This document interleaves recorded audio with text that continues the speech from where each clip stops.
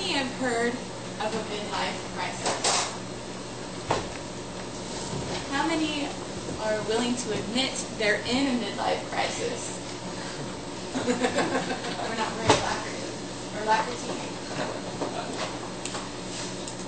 Take a look at your neighbor. Do you think that they drove here in a nice shiny new red Corvette? Or maybe they're taking a creative writing class? I think most of us know, or maybe are in a midlife crisis. But I'm not here to talk about a midlife crisis today. I'm here to talk about a crisis before the crisis. A quarter-life crisis. It's a true event. It happens to people in their late 20s. In a nutshell, it's leaving behind the dreamy early 20s and hopping into the uniform working beehive that we call the Silicon Valley. I know this to be true.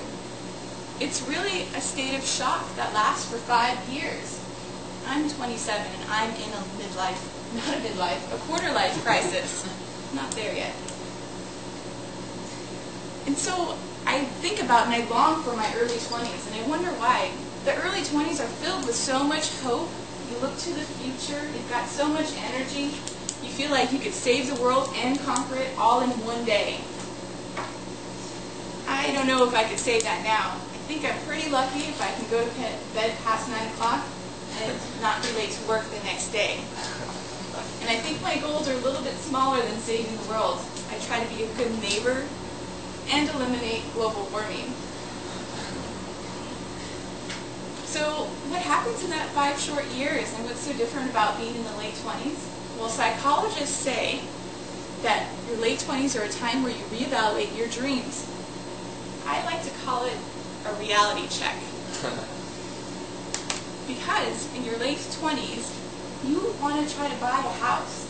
You're trying to get out of your parents' house finally and leave them alone. You're also trying to struggle and establish your career. And you're just I feel so disheartened to know that in this county that the starting wage for a college graduate is $70,000. You can't survive on $70,000 in this county. You might as well call us a working, starving person. We're also trying to think about our retirement. And not to be mean to you midlifers, but we know that even though we're paying for it today, it's not going to be there for us tomorrow.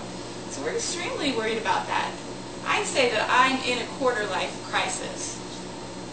In fact, the Urban Dictionary, which by the way, you can Google that, it's a highly sophisticated dictionary for the college graduate, and it describes a woman in her quarter-life crisis as no longer being nice and open-minded and not yet kind and wise. Not nice and open-minded and not kind and wise. I think for any woman at any age, that's pretty hard to take. But it's true. I don't know how many times I've told people, you know, I would have let you get away with that when I was 20, but not anymore. In fact, I remember I was a waitress in my early 20s, and I stopped being a waitress when I was 25. I remember I used to shyly smile and nod at an irate customer. I'd let people call me honey every day. I have to say, I'm not that nice anymore. And as far as the wisdom, it's still a work in progress. I'm still learning that parking tickets and speeding tickets are not supposed to be part of my budget. So, again, what flies away so quickly in your early 20s? I don't know what causes this quarter-life crisis. Well, I did some Google research about that.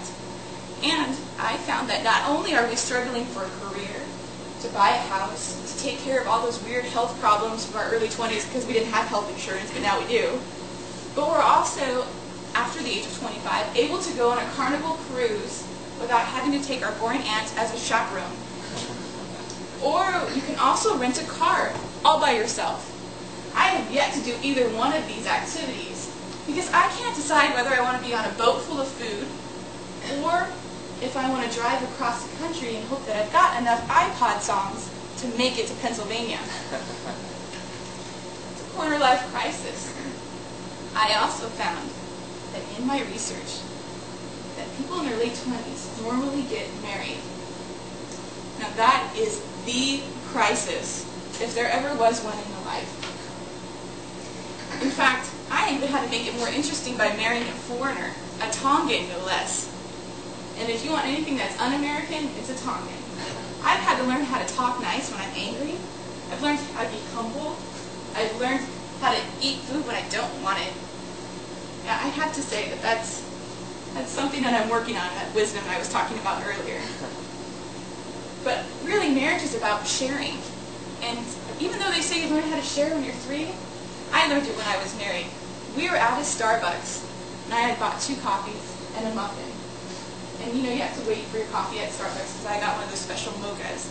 And my husband doesn't order coffee because he doesn't realize that there's more than one coffee in the world.